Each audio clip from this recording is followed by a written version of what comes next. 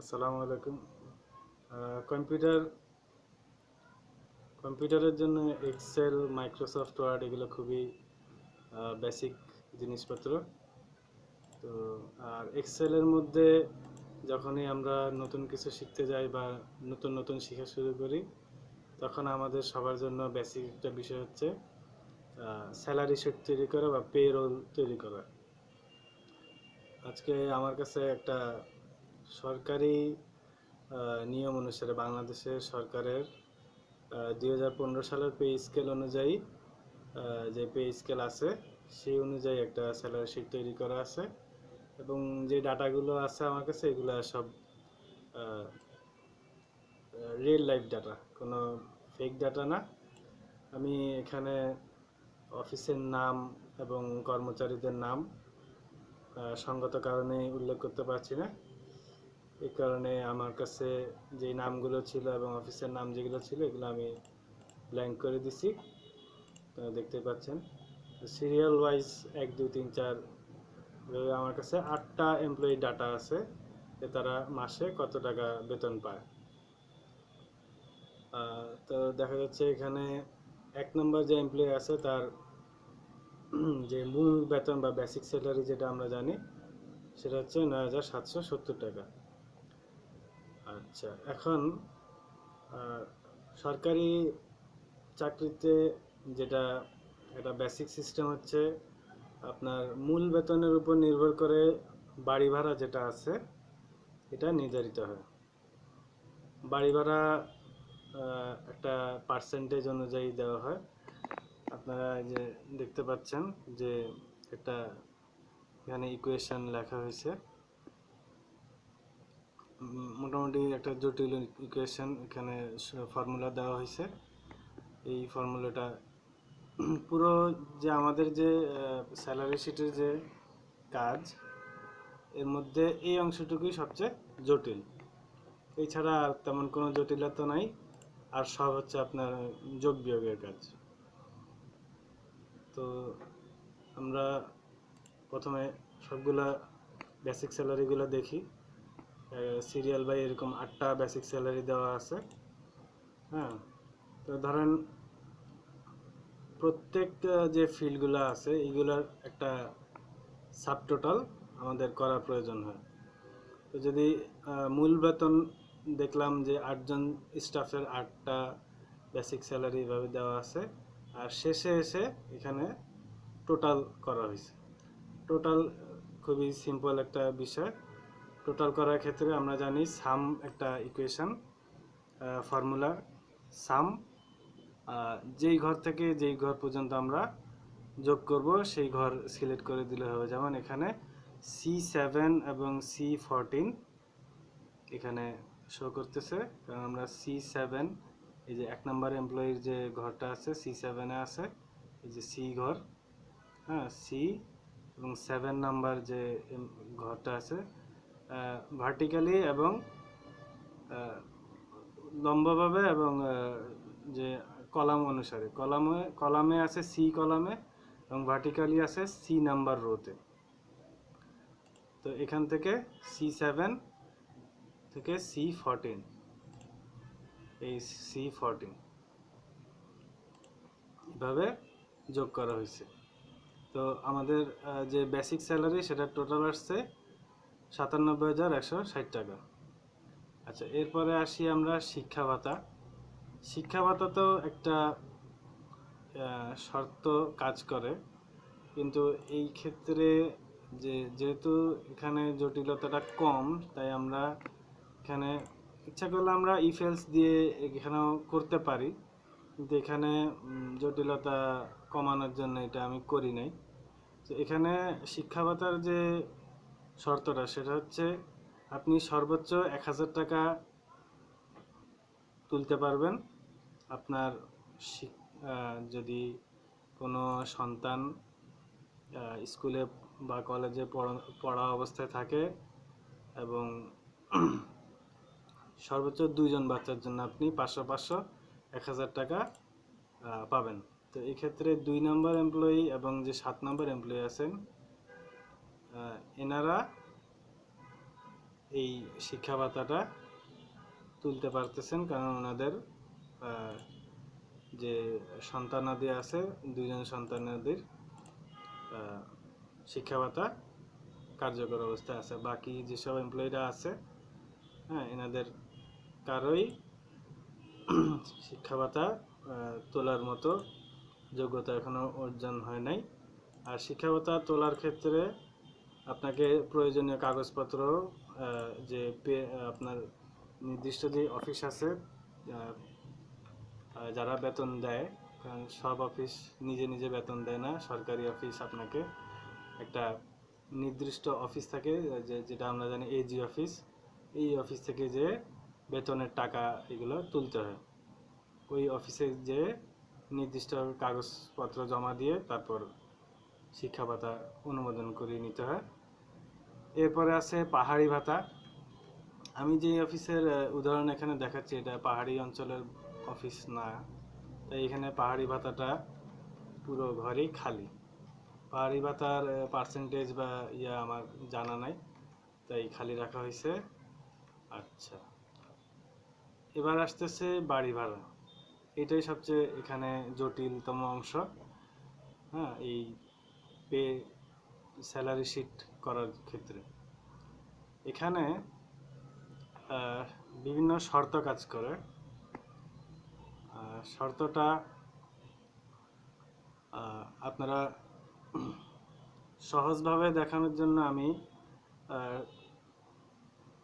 নিচে কর্নারে দেখতে পাচ্ছেন,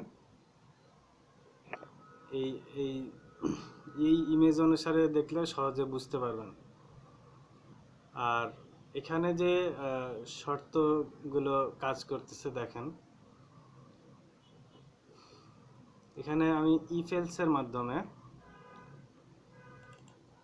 ইফেলসের মাধ্যমে এখানে জিনিসটা করা হয়েছে। বিশাল এক ফর্মুলা বসাইতে হয়েছে। যেমন ধরেন, যদি আমি ইফেলসের পুরো জিনিসটা আপনাদেরকে পড়ে শোনাই, বিষয়টা হবে এরকম: if C7 less than equal 9700, comma if C7 into 50% less than 4500, C7 into 50%। আচ্ছা, এখানে বিষয়টা এরকম যে বাড়ি ভাড়ার যে শর্তটা আমাদেরকে ওখানে ইফেলসের মাধ্যমে পূরণ করতে হচ্ছে, সে বিষয়টা এই ইমেজের মাধ্যমে সহজে বোঝানো যায়। যেমন দেখেন, 8250 থেকে 9700 টাকা যাদের বেতন, তাদের ক্ষেত্রে মূল বেতনের 50%, ন্যূনতম 4500 টাকা হবে বাড়ি ভাড়া। অর্থাৎ 9700 টাকা পর্যন্ত যাদের বেতন আছে, তাদের বেতনের 50% হিসাব করলে যদি 4500 টাকা নিচে হয়, তাহলে তাদের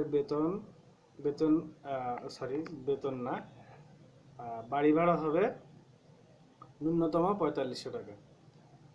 যেমন কারো বেতন যদি 8250 টাকা হয়, তাহলে 50% করলে হবে 4100 সামথিং।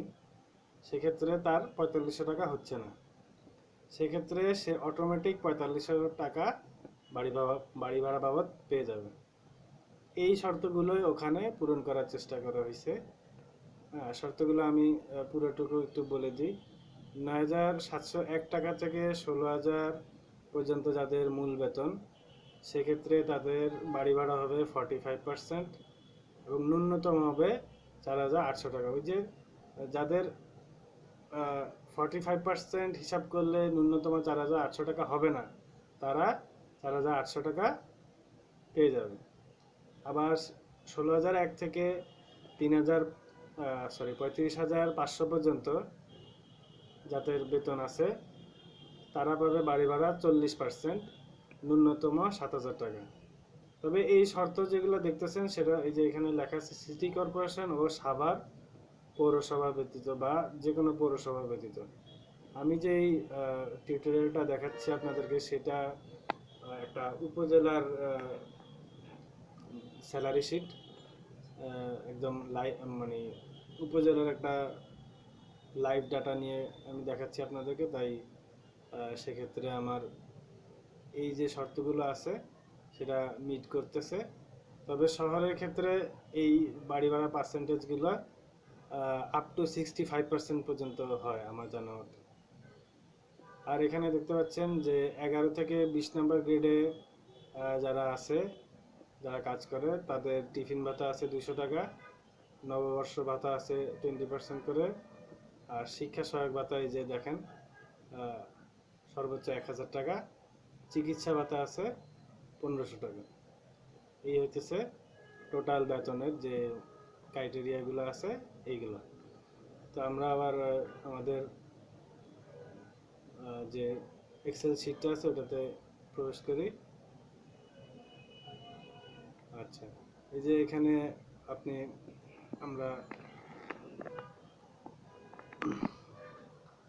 এটা দেখতে পাচ্ছি যে C7 যদি 9700 টাকা থেকে 9700 টাকা অথবা কম হয়, আপনারা ইফ এলসের যে এক্সেলে লেখার যে সিস্টেম এখানে এইভাবে লেখা হয়েছে। হ্যাঁ, আবার ইফ দিয়ে সি ইন্টু 50%, হ্যাঁ, লেস দেন যদি করলে, যদি 50% করলে যদি 4500 টাকা কম হয়, এর জন্য লেস দেন 4500, 4500। যদি 50% করলে 4500 কম হয়, এই যে এখানে 4500 টাকার কম আসে 50%, যে 9700 টাকার কম হলে কারো বেসিক, যদি এই যে বেসিক C7 এর আছে 9770 টাকা বর্তমানে, 9770, সরি,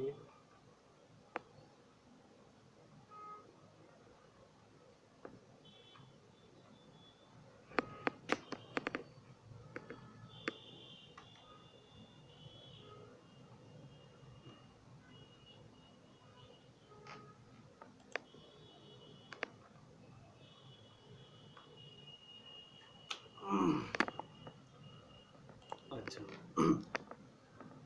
তো সেই ক্রাইটেরিয়া অনুসারে বর্তমানে 9700 টাকার উপরে চলে গেছে এর বেতন। এই জন্য সে ন্যূনতম 4800 টাকা বাড়ি ভাড়া পাচ্ছে। আবার 2 নম্বরে যাই, তাহলে এখানে বেসিক স্যালারি আছে 17060 টাকা। হ্যাঁ, 17060 টাকা, তার ন্যূনতম বাড়ি ভাড়া আছে 7000 টাকা।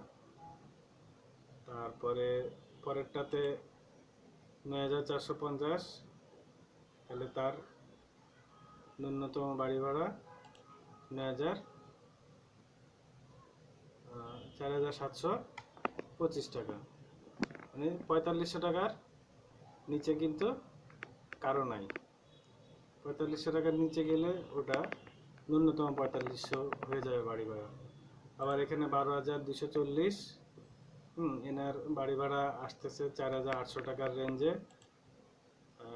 তো ওখানে ওনার বাড়ি ভাড়া এসে পড়ছে 45% হিসেবে 5508 টাকা, সরি 4800 টাকার রেঞ্জে এসে পড়ছে। তো ওনার ন্যূনতম যে রেঞ্জ আছে 4800 টাকা, এটার থেকে বেশি আসছে। এই যে দেখেন, পরের শর্তটাতে যাই আমরা।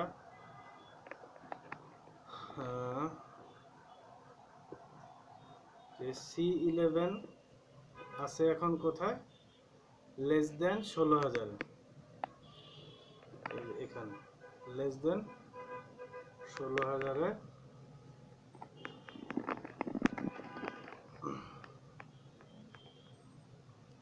লেস দেন 16000-এ, তো লেস দেন 16000-এ হলে তাহলে 45% দিয়ে গুণ হবে। আর যদি সেটা 4800 টাকার কম হয়, সেক্ষেত্রে তার বাড়ি ভাড়া হবে 4800 টাকা, কিন্তু তার বাড়ি ভাড়া বাবদ এসে পড়ছে কত, 5008 টাকা, 5508 টাকা। তাহলে আমাদের শর্ত ঠিক আছে। পরেরটাতে দেখি এই যে 9570, বাড়ি ভাড়া আসছে 4785 টাকা। আর পরেরটাতে 17060 টাকা, তাহলে তার শিক্ষা ভাতা আছে 1000, আর বাড়ি ভাড়া ন্যূনতম 7000 টাকা রেঞ্জে আসছে। এটা কিভাবে আসলো দেখেন, যেহেতু তার বেতন হচ্ছে বেসিক 17060 টাকা, তাহলে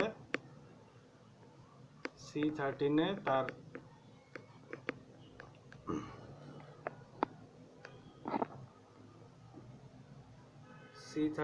তার বেতন হচ্ছে 35,000 টাকার কম। সেক্ষেত্রে তার যে মূল বেতনের সাথে 40% গুণ করে যা আসে তা 7,000 টাকার কম আসে। ঠিক আছে, যদি কম আসে তাহলে তার স্যালারিতে 7,000 টাকা বাড়ি ভাড়া অ্যাড হবে। আর যদি বেশি আসে তাহলে তো বেশি কাউন্ট হবেই, সমস্যা নেই, মানে 40% যায় আর কি। তো এভাবে করে শর্তগুলো লেখা হয়েছে, একটু জটিল, তবে কয়েকবার প্র্যাকটিস করলে আপনার আয়ত্তে চলে আসবে।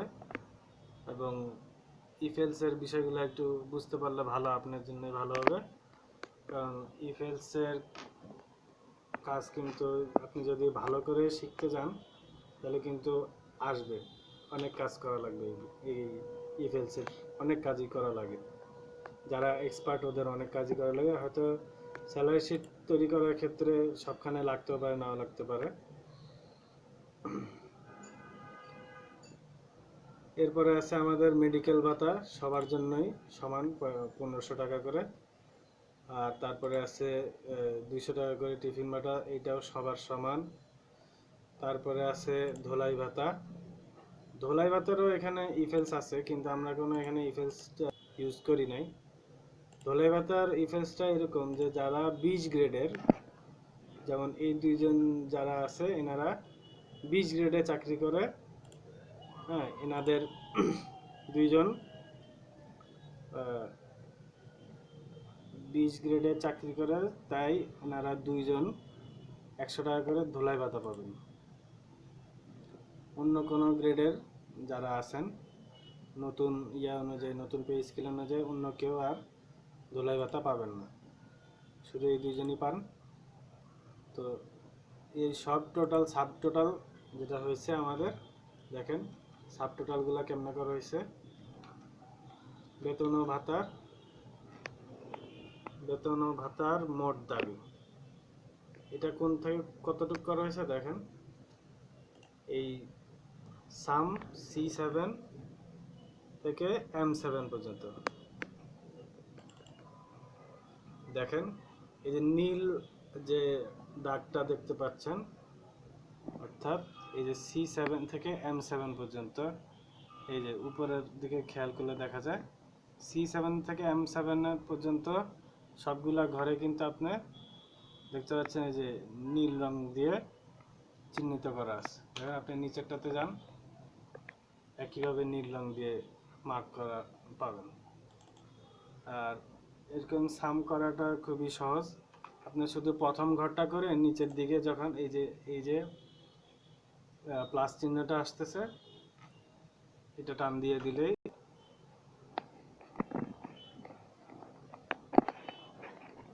আমরা সবচেয়ে জটিলতম অংশটি পার করে আসছি, যে বাড়ি ভাড়া নির্ণয়ের যে অংশটুকু।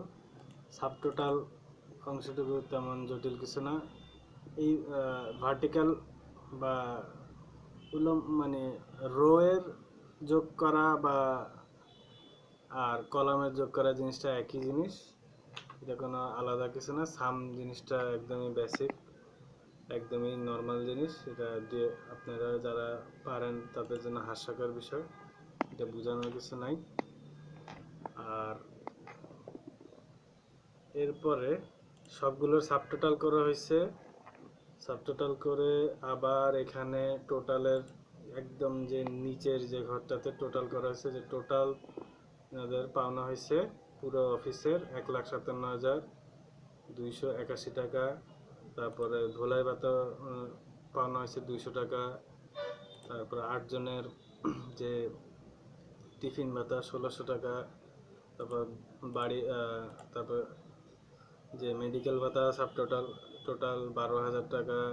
তারপরে বাড়ি ভাড়া টোটাল হয়েছে 44,000, শিক্ষা ভাতা হচ্ছে 2,000। হ্যাঁ, তারপরে এখানে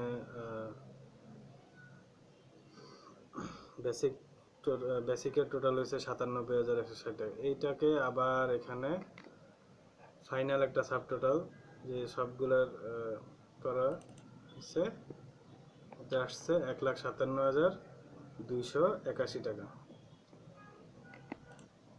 এই ঘরে যে মোট বেতন ভাতার মোট দাবি, এটার পুরো অফিসের পাওনা হয়েছে 1,57,281 টাকা। এখন আমাদের কিছু ডিডাকশন আছে। ডিডাকশন বলতে যেমন ধরেন ভবিষ্যৎ তহবিলের অগ্রিম সুদ আদায়, বা এটা হচ্ছে আমরা যেটা জিপিএফ ফান্ড বলি। 1 নম্বর সিরিয়ালে যিনি আছেন উনি জিপিএফ ফান্ডে এখনো টাকা কাটেন না। 2 নম্বরে উনি 2,000 কাটেন, 3 নম্বরে 3,000, 4 নম্বরে 1,000, 5 নম্বরে 2,500, 6 নম্বরে 2,000, 7 নম্বরে 3,000, 8 নম্বরে 2,000। টোটাল সাব টোটাল হয়েছে 15,500 টাকা। টোটাল কাটা যাবে এত টাকা পুরো অফিসের থেকে। তারপর কর্মচারী কল্যাণ তহবিল, এখানে একটা ছোট ইফেলস আছে আবার, যে এখানে ইফেলসটা এরকম যে যাদের 1% করলে 150 টাকার বেশি হয়ে যায় তাদের 150 টাকা কাটা হবে। আর যাদের 1% হিসাব করলে 150 টাকা না হয়, সেটা যত আসে তত টাকা কাটা হবে। মানে 150 টাকার থেকে বেশি কারো থেকে কাটা হবে না। সেক্ষেত্রে যদি আমাদের তথ্য সঠিক থাকে তাহলে 1% হিসেবে এখানে এর 1 নম্বরে যিনি আছেন তার আছে 98 টাকা। 2 নম্বরে যিনি আছেন এনার যে বেসিক স্যালারি আছে 17,060 টাকা, এটার 1% হিসাব করলে আসবে 170 টাকার মতো। তো ওনার এই যে শর্তের কারণে ইফেলস দেওয়া থাকার কারণে ওনার কিন্তু 150 টাকাই এখানে শো করবে। এই ইফেলসের কাজটা কিন্তু আপনাকে সহজ করে দিচ্ছে। আপনারা যতই ওনার ইনক্রিমেন্ট হোক, যতই কিছু হোক, আপনারা এখানে চেঞ্জ করা লাগবে না। আপনি একবার এক্সেল স্যালারি শিট রেডি করলে এটা দিয়ে মোটামুটি নতুন পে স্কেল হওয়া পর্যন্ত এটা চালানো যাবে।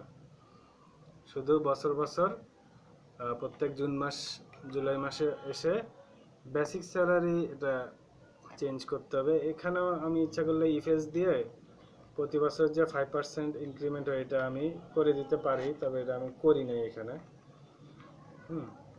এখানে আমি করি নাই। বেসিক স্যালারিরও সিস্টেম হচ্ছে প্রতি বছর জুন মাসে শেষে 5% করে ইনক্রিমেন্ট হয়। তো 5% করে বেড়ে বেড়ে এনাদের সবারই এই পর্যন্ত আসছে। আর স্টার্টিং স্যালারি বিষয়টা অন্যরকম থাকে, ওখানেও দেখানো যাবে। আচ্ছা, তারপরে একজনের দেখেন এখানে বাড়ি ভাড়া ডিডাকশন আছে 480 টাকা। এটা হচ্ছে বাড়ি ভাড়ার ডিডাকশন।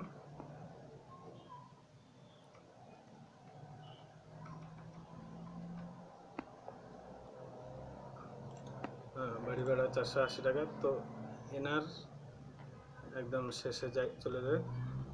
এনার ডিডাকশনের সাব টোটাল হচ্ছে 577 টাকা। আচ্ছা, সাব টোটাল কীভাবে ভার্টিক্যালি করতে হবে, কীভাবে লম্বাভাবে করতে হবে, কীভাবে কলাম ওয়াইজ, কীভাবে রো ওয়াইজ করতে হবে, এটা কোনো ব্যাপারই না। দেখেন এই সাব টোটালের যদি সূত্রটা দেখাই, সাম O7 টু Y7 সেলগুলো যোগ করা হয়েছে।